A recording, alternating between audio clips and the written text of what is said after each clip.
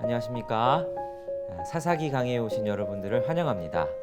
자, 우리 먼저 기도하고 시작하도록 하겠습니다. 사랑의 하나님, 오늘도 하나님의 사랑으로 우리를 말씀 가운데로 인도하여 주시고 하나님의 말씀을 공부하고 그것에 반응할 용기를 주셔서 감사합니다.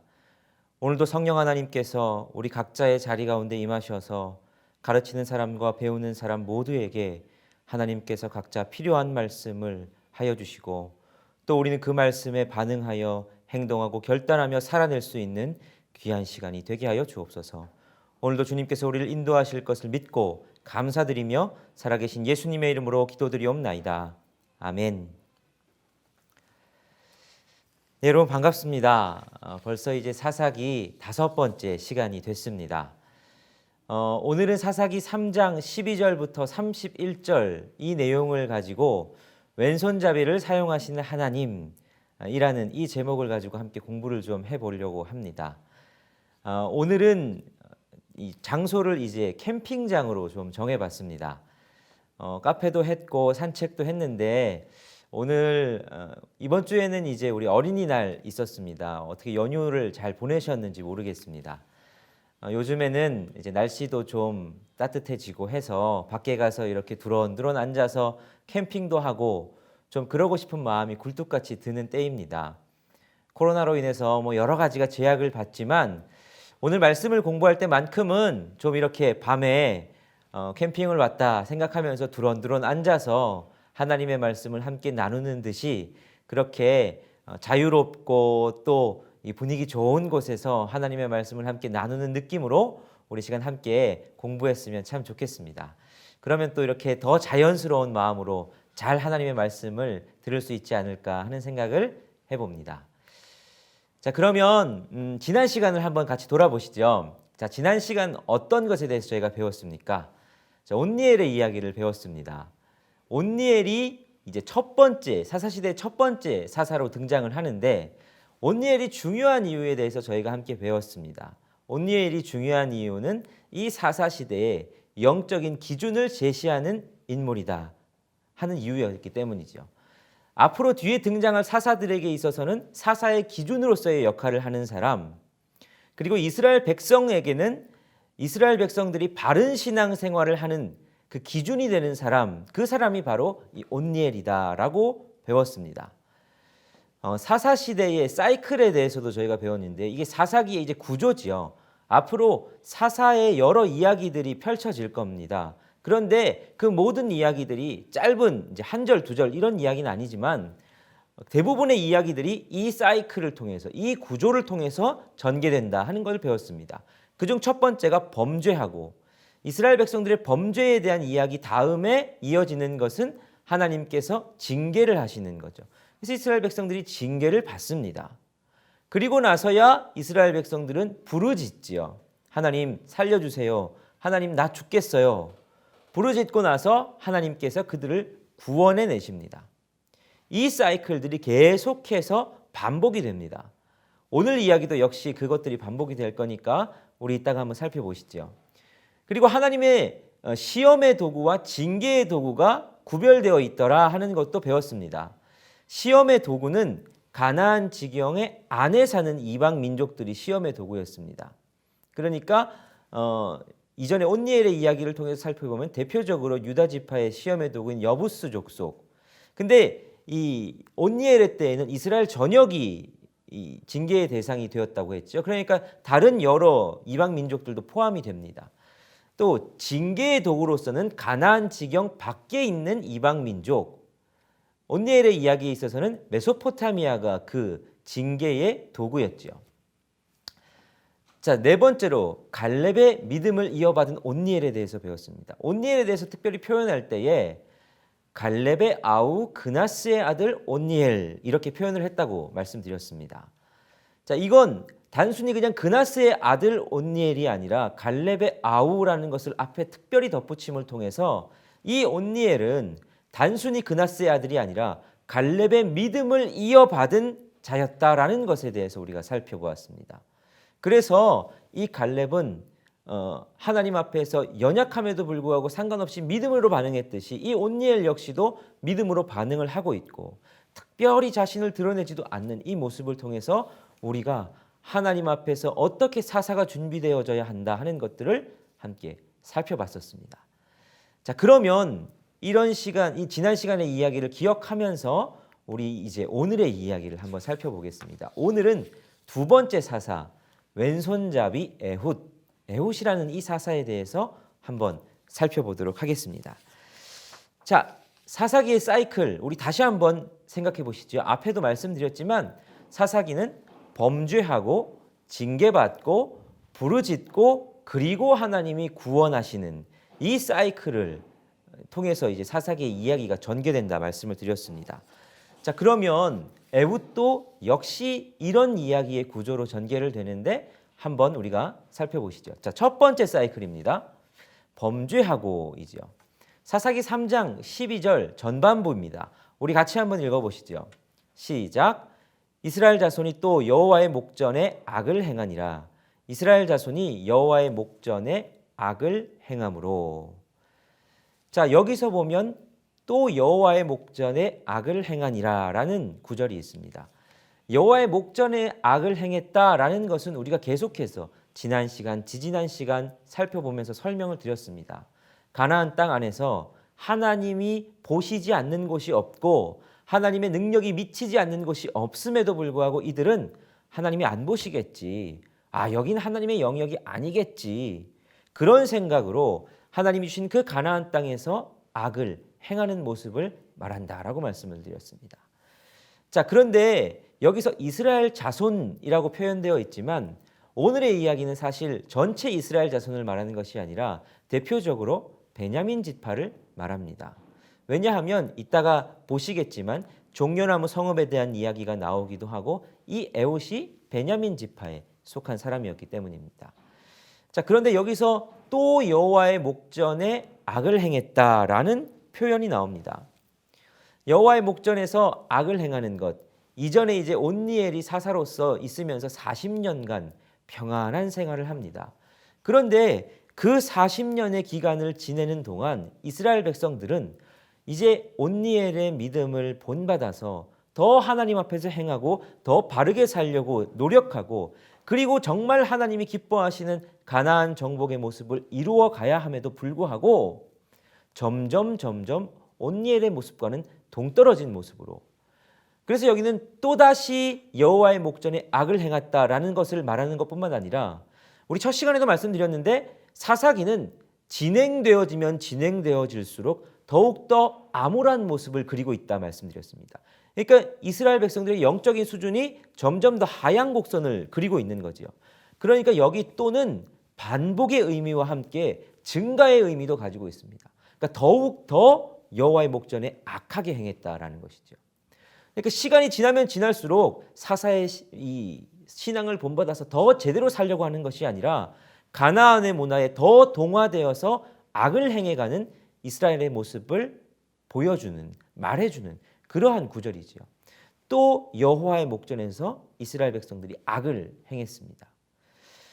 자, 그 다음 두 번째 사이클은 뭡니까? 징계를 받습니다. 자, 이제 3장 12절 하반절부터 13절 우리 같이 한번 읽어보겠습니다. 시작. 여호와께서 모압 왕 에글론을 강성하게 하사 그들을 대적하게 하심에 에글론이 암몬과 아말렉 자손들을 모아 가지고 와서 이스라엘을 쳐서 종려나무 성읍을 점령한지라. 자, 두 번째 징계입니다. 자, 여호와께서 모압 왕 에글론을 강성하게 하사 그들을 대적하심에, 자, 여기서 징계의 도구가 나오죠. 징계의 도구는 모압 왕 에글론입니다. 모압이라는 나라를 통해서 그들을 징계하시지요. 앞에서 만약에 이제 시험의 도구와 징계의 도구를 분류하자면 여기서의 시험의 도구는 누굽니까? 베냐민 지파의 시험의 도구도 여부스 족속입니다. 그들이 쫓아내지 못한 이들이 여부스 족속이었던 것이죠. 자, 그러면 징계의 도구가 바로 모압입니다. 그런데 여기서 하나님께서 징계하시는데 우리가 한번 살펴볼 게 있습니다. 여러분, 우리가 신앙생활하면서 징계도 듣고 정죄도 듣습니다. 징계와 정죄의 차이가 뭘까요? 하나님께서 징계하실 때가 있고 정죄라는 단어가 할 때도 있는데 이 둘의 차이를 구분하는 것이 중요합니다. 징계는 무엇이냐? 이 목적에 있어서 차이가 납니다. 징계의 목적은 회복이 목적입니다. 그래서 징계할 때 어떻게 하냐면 하나님이 회초리를 딱 드시죠. 회초리로 종아리를 한 대 딱 때리십니다. 멍이 들고 아프고 아유 죽겠습니다. 절로 신음소리가 나올 수도 있습니다. 강하게 때리실 때도 있고 조금 약하게 때리실 때도 있죠. 그러나 본질적으로 이 징계는 무엇이 목적이냐면 회복이 목적입니다. 딱 회초리 한 대를 때리심으로 말미암아 아이고 내가 잘못했구나라는 것을 깨닫고 다시 원래의 자리로 회복하는 것, 그게 하나님께서 징계하시는 목적입니다. 하나님이 아무리 세게 징계의 회초리를 때리시더라도 그 하나님의 본심은 무엇이냐? 회복하는 게 목적입니다. 우리 인생 가운데서도 하나님께서 징계의 회초리를 드실 때가 있죠. 아플 때가 있습니다. 그런데 그 목적이 무엇인가를 아는 것이 중요합니다. 징계의 목적은 하나님이 우리를 회복시키려고 하시는 것, 그게 목적입니다. 그런데 사단은 우리에게 무엇을 하냐? 우리를 정죄하죠.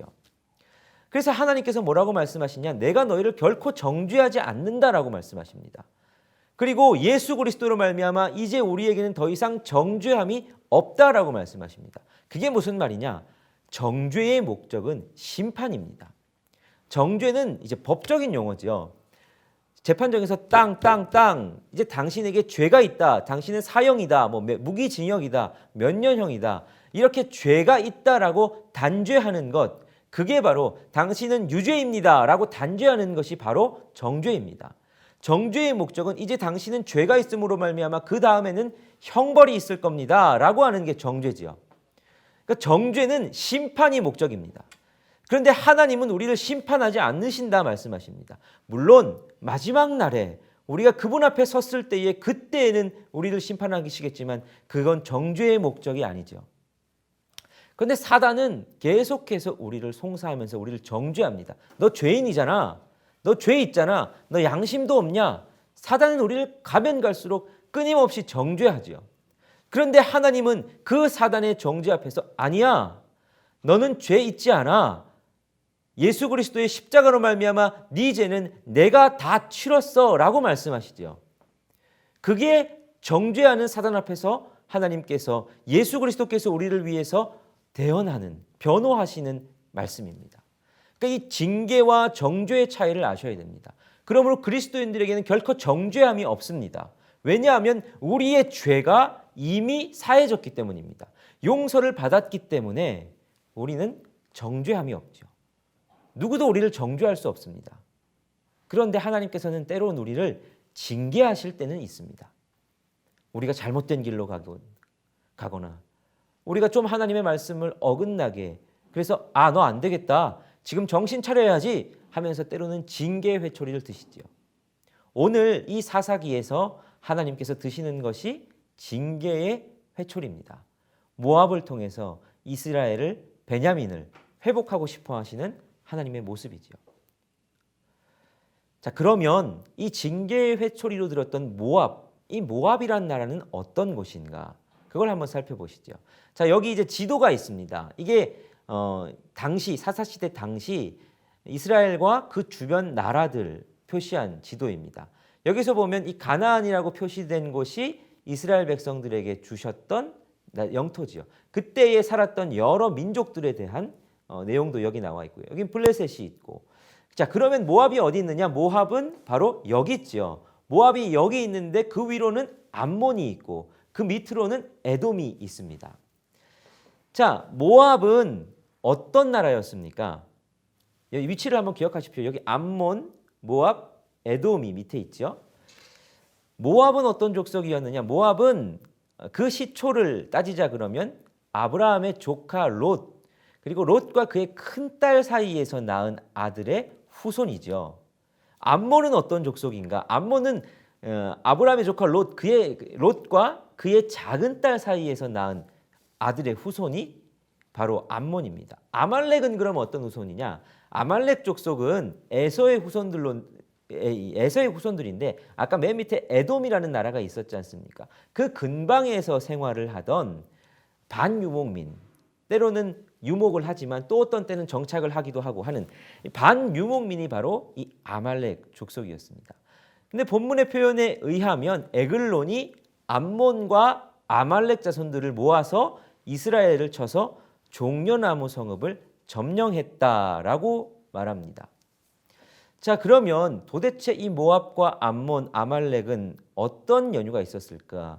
사실 따지고 보면 모압과 암몬은 그리고 아말렉은 다 이스라엘과 형제가 되는 나라들 아니겠습니까?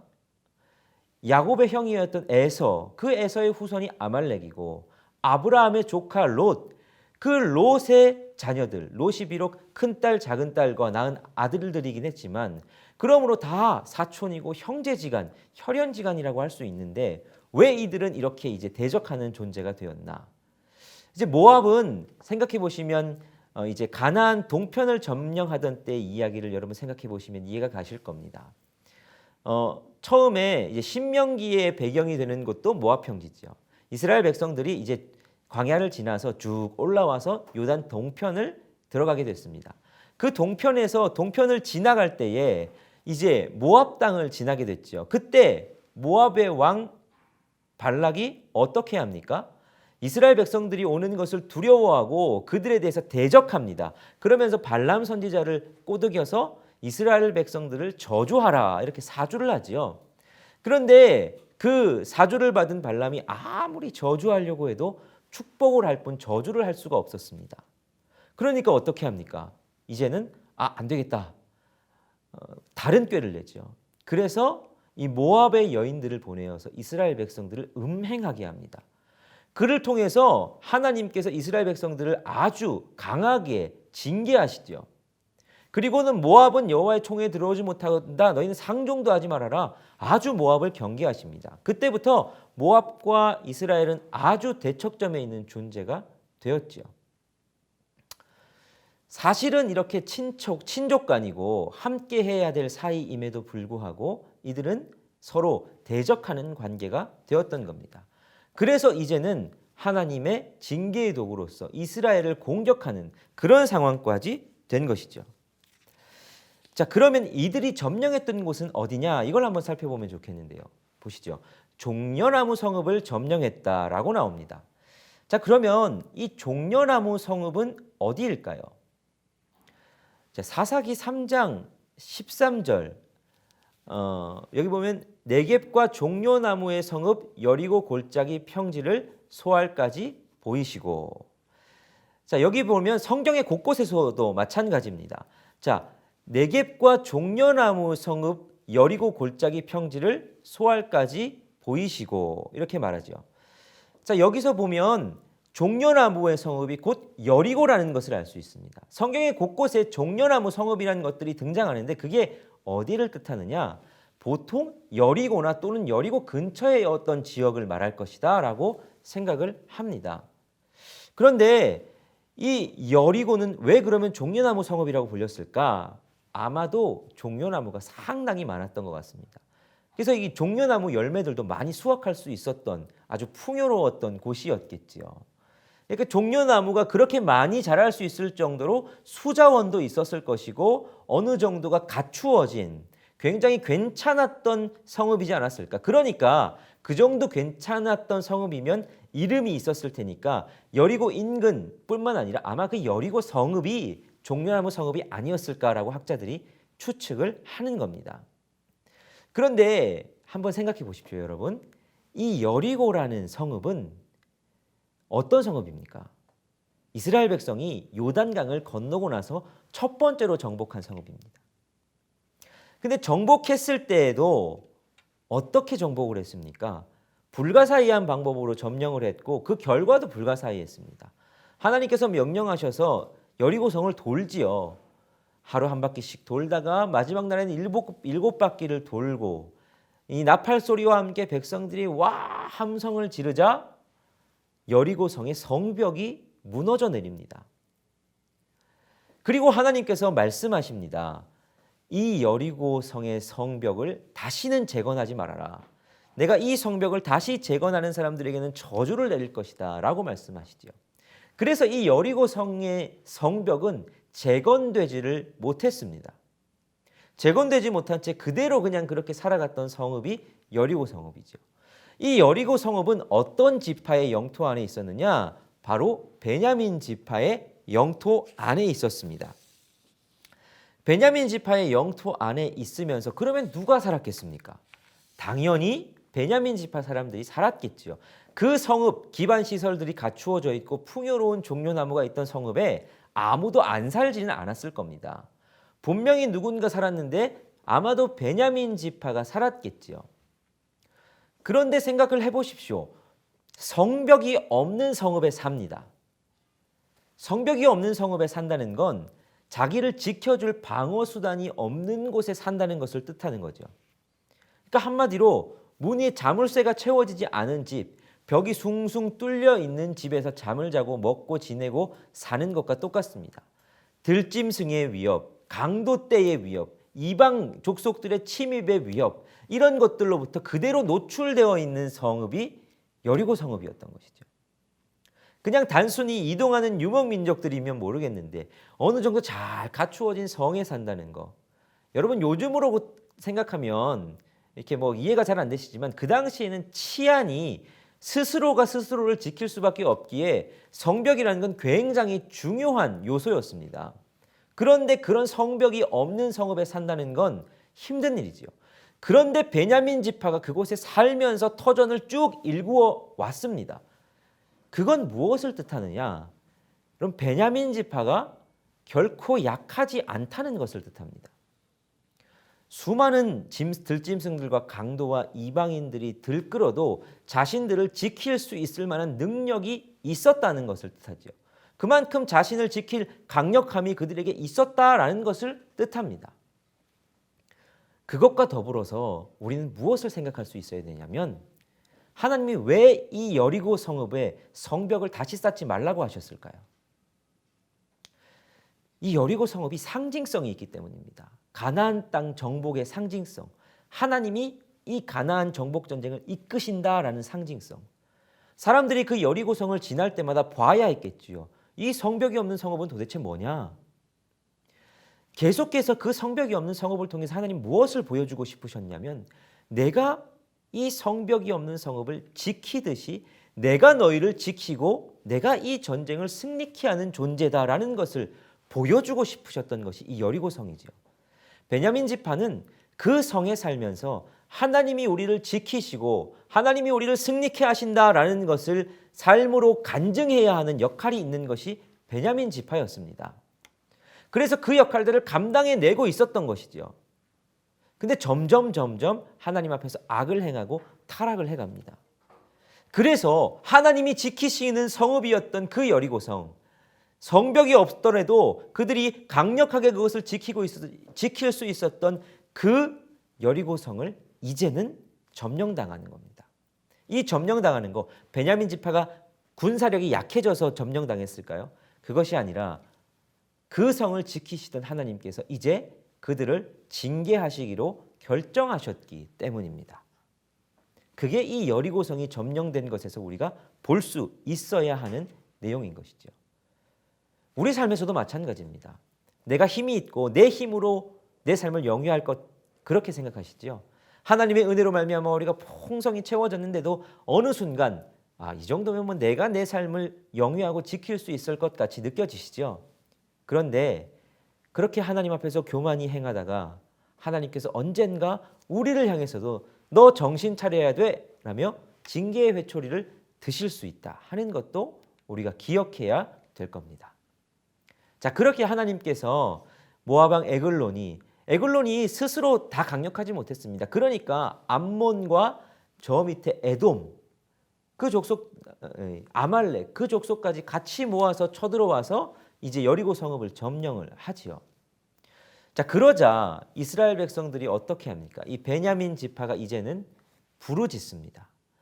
자, 3장 14절 15절에 보면 이에 이스라엘 자손이 모압 왕 에글론을 18해 동안 섬기니라 이렇게 말합니다.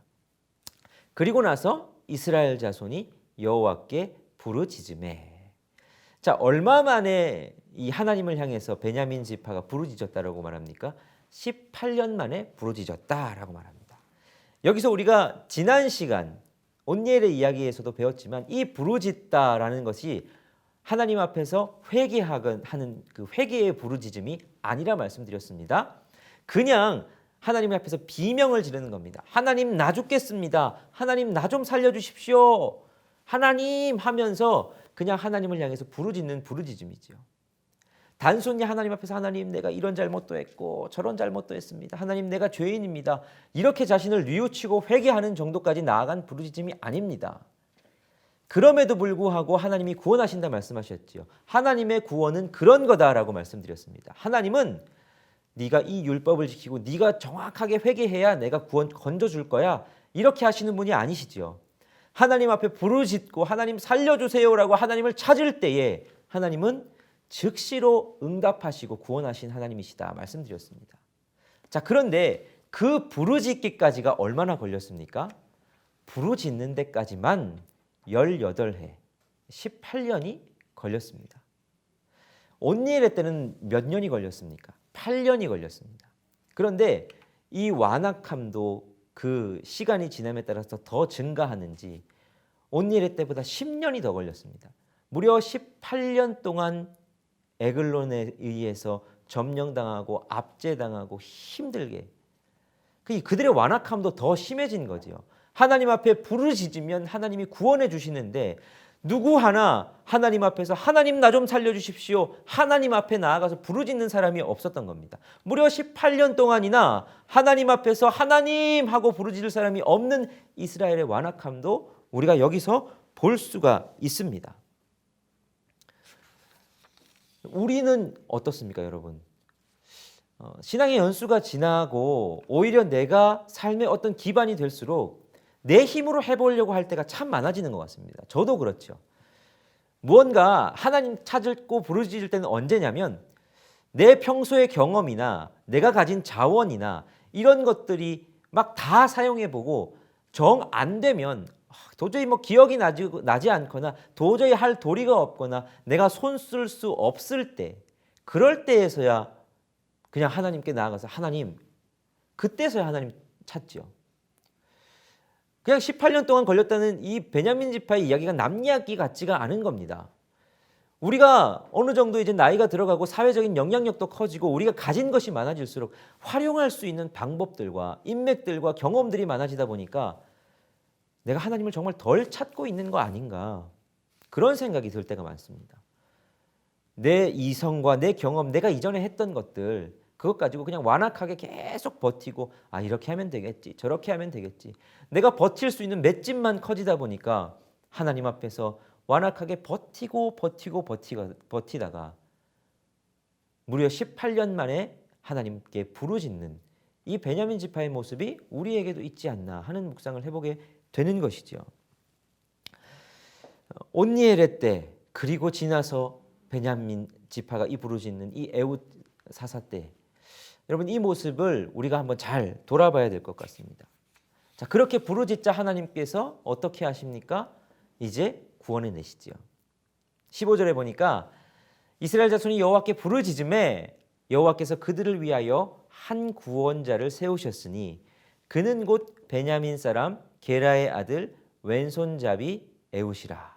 이스라엘 자손이 그를 통하여 모압 왕 에글론에게 공물을 바칠 때에 한 사람을 세우셨습니다. 그런데 그 한 사람이 누구냐? 베냐민 사람이라고 말하고요. 게라의 아들 왼손잡이 에훗이다라고 말합니다. 그리고 그가 하는 일은 뭐였냐? 모압 왕 에글론에게 이스라엘 자손들의 공물을 모아가지고 공물을 바치는 사람이었다라고 말하고 있습니다. 별 볼 일 없는 사람이죠.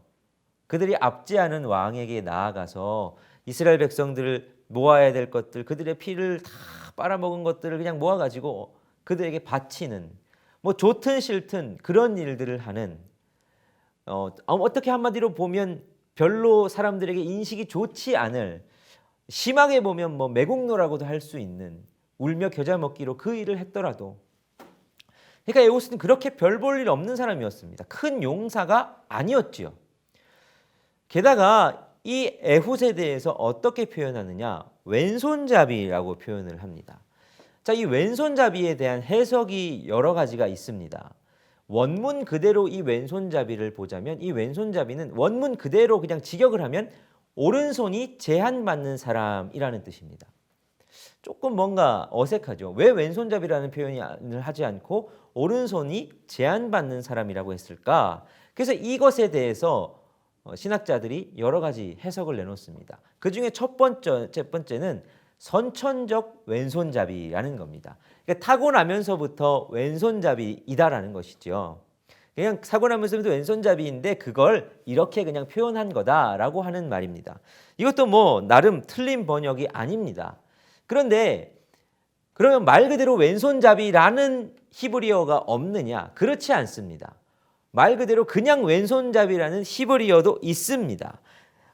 마스밀림이라는 단어인데요. 그 단어가 쓰이는 본문도 있는데 근데 여기서는 왜 그 본문을 쓰지 않고 오른손이 제한받는 사람, 히브리어로 하면 이텔 야드 예미노 이렇게 표현되어 있는데요. 왜 이 표현을 썼을까? 그렇다 그러면 선천적으로 왼손잡이가 아닌 뭔가 다른 걸 말하려고 하는 사람이 있지 않을까? 말하려고 하는 뜻이 있지 않을까라고 생각하는 겁니다. 그래서 다른 한쪽으로는 어떻게 생각하느냐? 사람들은 이건 특별히 왼손을 따로 일부러 훈련한 사람이다. 오른손에 능하게 쓸 수 있지만 왼손을 특별한 목적을 가지고 따로 훈련한 사람이다라는 주장이 있습니다. 이 주장도 상당히 설득력이 있습니다. 왜 그러냐면 사사기 20장 16절 우리 사사기 후반부에 가면 이 또 베냐민 지파의 이야기가 나오는데 거기에 이런 내용이 있습니다. 이 모든 백성 중에 그러니까 베냐민 지파주요. 택한 700명은 다 왼손잡이라 물매로 돌을 던지면 조금도 틀림이 없는 자들이더라. 그러니까 이 왼손잡이인데 물맷돌, 물매로 돌을 던지면 조금도 틀림이 없는 그러니까 아주 정확한 왼손으로 물맷돌을 잘 던지는 700명의 용사가 있었다는 겁니다. 근데 그것 전부 다 왼손잡이랍니다. 학자들이 이걸 이렇게 보는 거죠. 여기서 나오는 이 왼손잡이는 오늘 우리가 이 오른손이 제한받는 사람이라는 이 단어와 동일한 단어를 씁니다. 그러니까 학자들은 700명이 전부 다 그냥 왼손잡이일 리가 없다. 특별히 이 물맷돌을 가지고 무엇인가를 하려고 했으니까 아마 왼손을 특별히 훈련한 사람이었을 것이다. 이렇게 추측을 합니다. 이것도 상당히 설득력이 있는 거죠. 만약에 이 해석이 맞다면 이 에훗, 왼손잡이 에훗이라는 이 본문을 통해서 우리는 이런 교훈을 이끌어낼 수 있습니다. 하나님 앞에서 잘 준비된 사람, 하나님 앞에서 어떤 특별한 것들로 자기만의 것들로 준비한 사람을 하나님이 하나님의 때에 잘 쓰실 수 있다라는 것으로 해석할 수 있죠. 이 본문을 그렇게 해석해도 전혀 무리가 없습니다. 그러니까 700명의 이 왼손잡이 훈련된 사람이 있었을 듯이 에훗도 이 특별히 또 둘 다 베냐민 지파지 않습니까? 그러니까 에훗도 그렇게 훈련된 사람이었을 것이다라고 생각하는 거죠. 자, 또 다른 이제 세 번째 의견은 뭐냐면 오른손이 아예 불구였던 그러니까 장애를 가지고 있었던 사람이다라는 의견입니다. 오른손이 뭐 골절이 되었건 아니면 오른손이 선천적으로 뭐 마르거나 아니면 구부러지거나 아무튼 오른손을 사용할 수 없는 사람이었을 것이다라는 의견입니다. 저도 이제 이 의견에 제일 마음이 가는데 왜 그렇게 생각을 하냐면 이 오른손이 불구인 사람이었을 상황이 좀 있었을 것이다라고 생각을 하는 거죠. 우리가 앞서 봤으면 에훗이 이 모압 왕 에글론에게 나아갈 때 특별한 제지를 받지를 않습니다. 어떤 사람이 한 나라의 왕 앞에 나아갈 때에 보통은 그 사람의 몸 수색을 이렇게 다 하거나 뭐 그럴 수 있죠. 그런데 특별히 모압 왕 에글론에게 나갈 때 제압을 당하거나 몸수색을 당하지 않았던 것 같습니다. 왜냐하면 16절에 보니까 에훗이 길이가 한 규빗 되는 좌우의 날선 칼을 만들어 그의 오른쪽 허벅지 옷 속에 차고라고 말합니다. 자, 그러니까 한 규빗이라는 건 어느 정도 되냐면 한 규빗은 보통 이렇게 한 사람의 팔꿈치에서부터 손끝까지 이 정도를 이제 한 규빗이라고 하니까 보통은 한 40에서 45cm 정도 되는 칼입니다. 그 칼을 오른쪽 허벅지 옷 속에 차고 나아갔다라고 말합니다. 그런데 오른쪽 옷 속에 찼다라는 것이 무엇을 뜻하느냐? 보통 사람은 이제 에봇이 딱 보기에도 저 사람은 오른손을 못 쓰는 사람이구나라는 것을 누가 봐도 알았다는 거죠. 그러니까 왼손밖에 못 쓰는 사람이었으니까 어떤 장칼을, 만약에 긴 칼을 찼으면 뭐 이렇게 빼고 이렇게 뺐겠지만 누구도 칼을 차지 않은 것은 보였고, 더군다나 한 손이 불편한 사람이니까 뭐 저 사람이 뭘 할 수 있겠어 이런 생각도 했겠죠.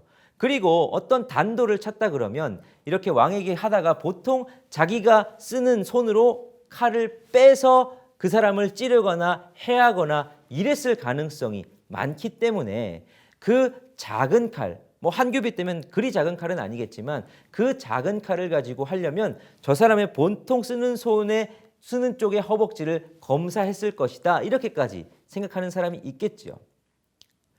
뭐 칼의 좌우와 상관없이 더 중요한 건 누가 봐도 이 사람은 별로 그렇게 왕에게 해를 끼칠 수 없을 신체 조건을 가지고 있었을 것이다, 이렇게 생각하는 거죠.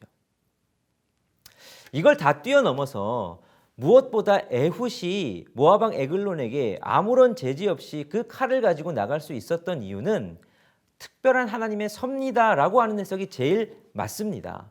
하나님께서 특별히 그들의 눈을 가리시고 이렇게 행하시기 위해서 하나님께서 이 모든 것들을 그렇게 끌어가셨다라고 해석하는 것이 옳지요. 그러나 에훗의 여러 이 왼손잡이라는 것을 해석하기 위해서 그가 어떻게 하나님 앞에, 왕 앞에 그렇게 나아갈 수 있었을까? 누가 봐도 별로 해를 끼치지 못할 만한 신체 조건을 가지고 있었겠구나라는 해석을 한다라고 하는 것입니다. 물론 이 모든 것들이 억측이 될 수 있습니다. 왜냐하면 몸수색을 뭐 다 했을 수도 있고 다 하지 않았을 수도 있고, 특별히 그것이 그냥 사람들의 눈을 가리는 하나님의 특별한 섭리였다라는 것이 제일 자연스러운 해석이었겠죠. 어쨌든 이 에훗이 모압 왕 에글론에게 나아갈 때에 별로 위협이 되지 않을 법한 사람이었겠다라고 생각이 들었던 겁니다. 오른손이 불구였거나 아니면 하여튼 이 에훗이 별 보잘것 없이 생겼거나 별로, 아니면 그동안에 뭐 공물을 이렇게 들이면서 신뢰관계가 쌓였거나, 어쨌든 이 에훗은 모압 왕 에글론에게 나아갈 때에 별로 해가 되지 않을 거다라고 생각했기 때문에 별 제지 없이 나아갈 수 있었겠죠. 이 에훗의 여러 약점들을 통해서 하나님께서 사용할 수 있었다라는 것을 오늘 본문은 우리에게 말씀해 주시는 것이죠. 자, 그러면 이 에훗이 어떻게 암살 계획을 세웁니까? 자, 에훗이 곡물을 바칩니다. 그 바치기를 마친 후에 곡물을 메고 온 자들을 보내지요. 자, 그래서 19절에 보니까 에훗 스스로는 길갈 근처 돌 뜨는 곳에서부터 돌아왔다라고 말합니다. 그리고 돌아와서 이르되 왕이여 내가 은밀한 일을 왕에게 아뢰려 하나이다 하니라고 말하지요. 왕이 명령하여 조용하라 하매 모셔 선 자들이 다 물러간지라라고 이야기를 합니다. 자, 근데 여기서 본문을 읽으면서 우리가 좀 궁금한 점이 있습니다. 왜 에훗은 처음부터 들어가서 어떤 암살 시도를 하지 않고 일부러, 왜냐하면 자기와 함께 온 사람들이 있으니까 암살 시도를 같이 하면 오히려 더 편했을 것 같은데 왜 그 사람들은 다 돌려보내고 자기도 그곳에서 어떤 여러 가지 준비들을 하고 바로 들어간 것이 아니라 길갈까지 돌아와서 그 근처 돌 뜨는 곳에서부터 다시 돌아갔나? 왜 처음부터 암살 시도를 하지 않았을까 하는 궁금증이 우리에게 들죠. 아마도 에훗이 처음부터 암살을 하려고 들어갔던 것은 아니었던 것 같습니다. 처음부터 암살을 생각했다면 아까 앞에서 말씀드렸듯이 여러 사람과 공모했거나 아니면 스스로 내가 어떤 큰 결심을 하고 돌아갔다 이런 표현이 성경에 있을 법도 한데 그런 표현이 없지요. 그러면 왜 에훗은 그렇게 중간에 갑자기 길갈 쪽으로 갔다가 다시 돌아왔을까? 왜 하필 길갈 근처 돌 뜨는 곳에서부터라고 말했을까? 이걸 한번 생각해 보죠. 자, 여러분 길갈이라는 땅은 어떤 땅이었습니까?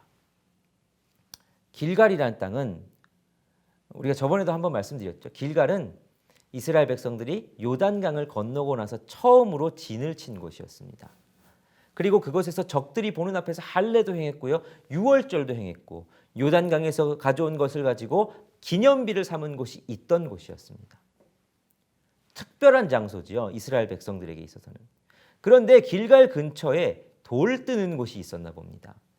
이 돌 뜨는 곳은 무엇을 뜻하느냐면 다른 것이 아니라 돌을 뜬다는 것. 돌을 깎아 만들어서 우상을 만들던 곳이 있던 곳이었습니다. 이스라엘 백성에게 특별한 의미가 있었던 그 길갈 근처에 돌 뜨는 곳이 있었다. 우상을 만드는 곳이 있었다. 아마도 특별히 이 돌 뜨는 곳은 모압 그들이 섬겼던 신 그모스의 우상을 만드는 곳이 아니었을까 하는 추측을 해보게 됩니다. 모압이 그들을 정복하고 나서 여리고 정복하고 길갈부터 여리고까지 다 모압의 영향력 안에 있으니까 이제 그들이 그곳에서 자신의 신을 섬기려고 한 거죠. 그러니까 돌 뜨는 곳, 우상을 만드는 곳을 만들어서 그곳에서 하나님이 아닌 우상을 만들어 섬기는 그 진원지가 되게 하는 곳으로 길갈을 바꿔버렸던 것이죠. 이제 에훗이 집으로 돌아가는데 길갈을 지나게 되는데 거기서 길갈 근처에서 우상을 만들 걸 보는 겁니다. 그때 하나님께서 길갈의 마음 가운데 거룩한 분노를 일깨우지 않으셨을까요? 지금 여기가 우리 하나님을 섬기는 곳인데 우리 하나님과 우리의 특별한 추억이 있는 곳이고 가나안 이 땅에 대한 하나님의 특별한 약속이 있는 곳인데 그런데 여기서 하나님이 아닌 그모스를 만드는 곳이 이곳에 있다니라며 그 광경을 본 에훗이 거룩한 분노가 이끌었던 것이죠. 그래서 이 암살은 특별한 계획을 가지고 간 것이 아니라 아마도 그냥 그 거룩한 분노로 말미암아 욱하는 감정으로 일을 저지른 것이죠. 하나님은 때로는 이렇게 일하신다 하는 것을 우리가 보게 됩니다. 하나님은 너무 넘쳐나는 계획들과 우리 스스로 막 여러 가지를 계획하고 그렇게 우리를 이끌어 가시는 그 방법들만 하는 것이 아니라 그냥 하나님의 사람을 감동하게 하셔서 그 즉시 때로는 하나님의 놀라운 역사를 이루어내시더라는 거죠.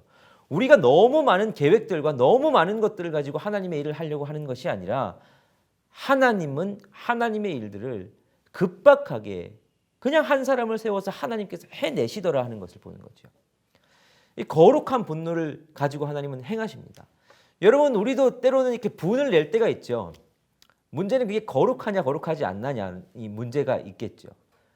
우리가 여러분 이 거룩한 분노를 낼 때 어떻게 해야 되겠습니까? 여러분 우리가 교회 안에서도 막 많이 싸우시고 다툼하시고 논쟁도 하시는데 교회 안에서 뭐 그렇게 거룩한 분노를 낼 게 있겠습니까? 서로 차이가 있고 여러 가지 생각이 다를 수는 있겠지만 근데 우리는 거룩한 분노보다는 차라리 우리가 거룩하지 않게 분을 내지 않아도 되는 곳에서는 정작 화를 내고 에훗처럼 하나님의 이름이 망령되이 일컬음을 받고 하나님의 업신여김을 받고 하나님이 높아져야 될 자리에 하나님이 드러나야 될 자리에 하나님이 드러나시지 않는 것 다른 우상들과 다른 것들이 하나님을 대체하고 있는 것 같은 그곳에서 거룩한 분노를 내어야 되지 않을까 하는 묵상을 하게 됩니다. 세상 속에서 하나님이 업수의 여김을 당하고 하나님의 것들이 짓밟힐 때에 이건 아니다 하는 때에 하나님의 백성들이 일어나 하나님의 일들을 하는 것들 그것을 하나님께서는 우리에게 원하시는 것이죠. 자, 이렇게 하나님께서는 에훗을 사용하십니다. 자, 에훗이 이제 모압 왕 에글론에게로 들어갑니다. 들어갔더니 어떻게 합니까? 자, 이제 왕이 서늘한 다락방에 혼자 앉아 있었다라고 말합니다. 서늘한 다락방에 홀로 앉아 있었다라는 것은 어떤 뜻이냐 하면 당시 이스라엘은 이제 가옥 구조가 어떻게 되었냐면 큰 건물들도 마찬가지였지만 옥상이 평평했습니다. 워낙 더운 나라이죠. 더운 나라임에도 불구하고 습도는 적기 때문에 그늘만 있으면 그 그늘에 들어가면 좀 시원합니다. 그늘에 들어가서 바람만 살랑살랑 불면 그 더위를 잊을 수 있죠. 그래서 이스라엘 집들은 집 지붕에 이렇게 창문들이나 사면이 이렇게 좀 많이 터지거나 큰 창문들을 내서 바람이 잘 통하게 하고 천장을 가린 그런 쉴 수 있는, 우리로 여기 표현하면 다락방 같은 곳들을 만들어 놓습니다. 그곳에서 쉬기도 하고 용변도 볼 수 있고 한 곳들을 만들어 놓죠. 왕이 아마 거기에 있었던 것 같습니다. 이 비둔했던 에글론이 거기서 더위를 식히고 있었던 것이죠. 그때 내가 하나님의 명령을 받들어라고 말합니다. 여기서의 하나님의 명령은 히브리어로도 엘로힘이라고 되어 있지만 우리가 믿는 여호와 하나님이 아니라 에글론이 믿던 그모스를 그렇게 표현했던 것 같습니다. 그러니까 그모스의 신탁을 받아왔습니다라고 에글론에게 말한 거지요. 그러니까 에글론이 무슨 일이지 하면서 그모스의 신탁이라고 하니까 그의 좌석에서까지 일어난 것이죠. 뭐 에훗이 왔다고, 귀한 손님 왔다고 좌석에서 일어났겠습니까? 그모스의 신탁이 뭔가 있나 보다 하면서 귀를 기울여 듣기 위해서 그 좌석에까지 일어났던 것이죠. 자, 그러자 어떻게 합니까? 에훗이 왼손을 뻗쳐 그의 오른쪽 허벅지 위에서 칼을 빼어 왕의 몸을 찌르매라고 말합니다. 그러자 칼자루도 나를 따라 들어가서 그 끝이 등 뒤까지 나갔다라고 말하죠.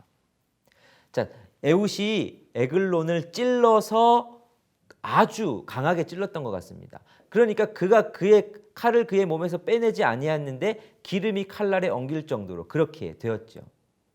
근데 여기서 이 표현을 가지고 학자들이 또 이야기를 합니다.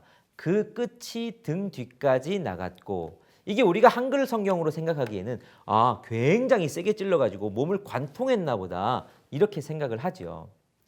근데 물론 세게 찌르기도 했겠죠. 그런데 이 표현에 대해서 학자들은 좀 다르게 해석합니다. 이 원어적으로 보면 이게 그 끝이 등 뒤까지 나갔고 라고 말하기보다 이 원어적으로 보면 그것이 뒤에서 나왔다라고 표현을 하는 것이 더 정확합니다.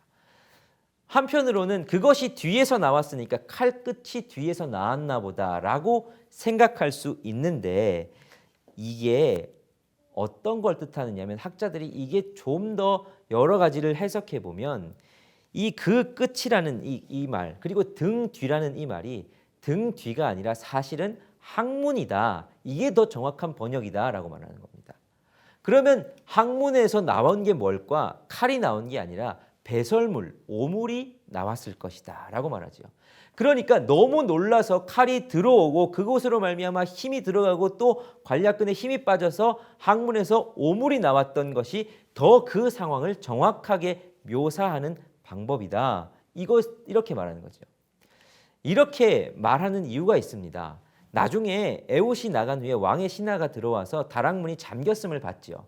그리고 잠긴 걸 보고 왕이 분명히 서늘한 방에서 그의 발을 가리우신다라고 표현을 합니다. 이 발을 가리우신다라는 표현도 여러 가지로 해석이 될 수 있지만 용변을 본다, 휴식을 취한다, 잠을 잔다, 이 중에서 제일 맞는 표현이라고 생각되는 것은 용변을 본답니다. 사무엘상 24장 3절에 지금 개역 개정에서는 좀 다르게 표현되어 있지만 용변을 본다라고 표현되어 있지만 어떻게 표현되어 있냐면 길가 양의 오리에 이른즉 굴이 있는지라 사울이 그 발을 가리우러 들어가니라.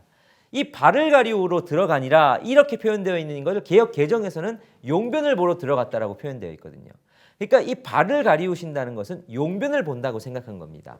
근데 신하들이 왜 와서 다락방 앞에서 문이 잠겼는데 용변을 본다라고 생각했을까요? 아마 그 오물들, 배설물의 냄새가 진동을 했겠죠.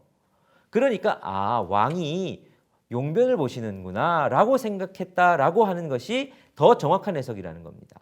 그러니까 이 에훗이 에글론의 몸을 찔렀고 그로 말미암아 이 에글론의 배설물이 흘러나온 채로 시간이 지나니까 신하들은 오래돼도 왕이 용변을 보시는구나 생각하고 들어가지 않았고, 그 덕분에 에훗은 멀리 멀리 도망칠 수 있었다라는 것이 학자들의 해석이죠.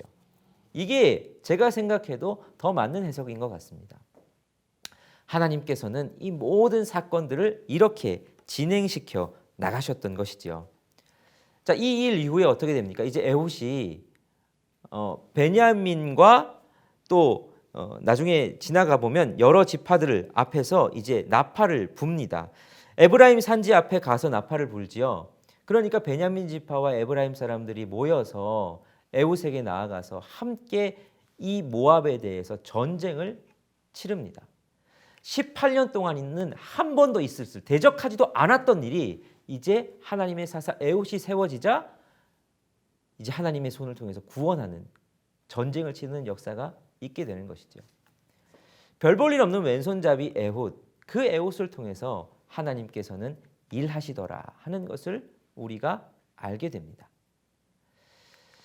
자, 그리고 이 에훗에 이어서 이제 짧게 그 다음 절 30절까지 하고 끝나도 됐을 것 같습니다. 그런데 31절 이후에 이제 삼갈의 이야기가 덧붙여지고 있습니다.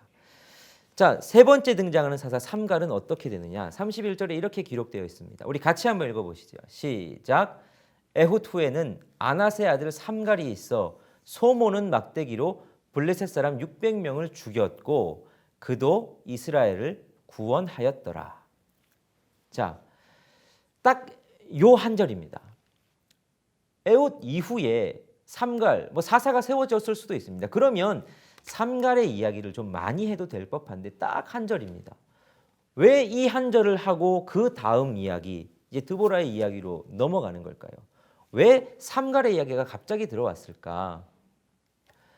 삼갈은 어느 지파 출신인지도 모르겠습니다. 블레셋을 대적했던 사람인 것으로 보아서 블레셋과 접경했던 지역의 사람이었을 것으로 추측을 하기도 합니다. 근데 그가 어느 지파 사람인지 아무도 모릅니다. 근데 그가 어떻게 했냐면 별 볼 일 없는 사람이었다는 것을 생각하는 게 소모는 막대기를 사용했답니다. 아마 그러니까 목자 출신이지 않았을까. 소모는 막대기를 사용하니까. 근데 그 막대기로 어떤 일을 행했습니까? 블레셋 사람 600명을 죽였다. 그도 이스라엘을 구원했다라고 말합니다. 왜 이 한 절로 끝날까요? 이 한 절도 그냥 결코 가벼이 넘겨서는 안 되죠. 통일되는 메시지가 있습니다. 이후에 이스라엘 자손들이 계속 보여주는 모습도 마찬가지지만 이스라엘 백성들은 이 골짜기 주민들, 이 블레셋 사람, 블레셋 땅도 해안지대다 보니까 넓은 지역이거든요. 그들이 철병거를 가지고 있었습니다.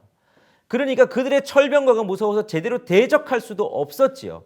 근데 이 블레셋 사람에 대해서 이 삼갈이 어떻게 했다고요? 단지 소모는 막대기 하나 가지고 블레셋 사람 600명을 죽였답니다.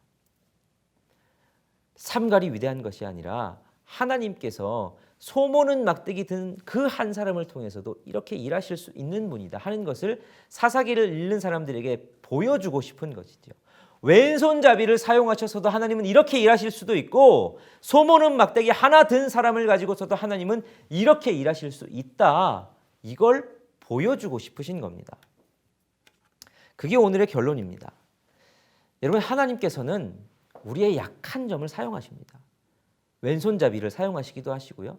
선천적으로 왼손잡이더라도 그 당시 왼손잡이는 별로 인정받지 못하는 천대받는 사람이었습니다. 저 온전치 못한 놈 이렇게 들리는 사람이었죠. 게다가 불구였다면 어떻겠습니까? 아유, 저 사람은 뭘 할 수 있겠어. 자기 스스로도 그랬겠죠. 아유, 내가 뭘 할 수 있겠어. 소모는 막대기 하나 가지고 내가 뭐 할 수 있겠어. 나는 이거 소모는 막대기 하나 가지고 소나치며 사는 사람이지. 그런데 하나님은 그 사람을 사용하시더라 하는 것이죠. 오늘 하나님께서 이것을 우리에게 알려주고 싶어 하십니다. 우리도 교회 일을 하면서 아니면 세상 속에서 하나님의 일을 감당하기에 아유, 내가 뭐 할 수 있겠어. 나는 배운 것도 없고 나는 다른 사람들처럼 잘나지도 못했고 나는 돈도 없고 아유, 저렇게 훌륭한 사람들 많은데 다른 사람과 비교하며 자신들의 연약함을 들어서 핑계하며 하나님의 사명에서 벗어나 있는 사람들도 있지요. 나는 그냥 여기서 내가 하는 것에 만족해 라는 사람도 있겠지요. 하나님이 우리를 부르실 때 하나님 저는 못합니다 라는 사람들 있겠지요. 그러나 하나님은 그 악한 사사시대 속에서도 그 하나님을 위해서 일할 사람 하나 없는 그 사사시대 속에서 정말 약한 사람들을 통해서도 하나님의 일들을 이루시고 이스라엘을 구원해 내시더라 하는 것을 우리가 볼 수 있습니다. 그래서 오늘 이 말씀을 우리의 생활에 적용해 보시면서 우리가 아무리 나약하고 연약하더라도 저와 같이 연약한 사람도 하나님이 목사로 사용하시듯 여러분 속에서도 하나님께서 분명히 하나님의 강함을 드러내실 그 요소들이 있으실 줄 믿습니다. 그것을 묵상하시면서 오늘도 하나님 앞에 결단하며 반응하실 수 있기를 간절히 소원합니다. 자, 이제 여기까지고요. 다음 시간에는 우리가 이후에 이제 이어질 사사기 4장, 5장 드보라 이야기가 시작이 됩니다.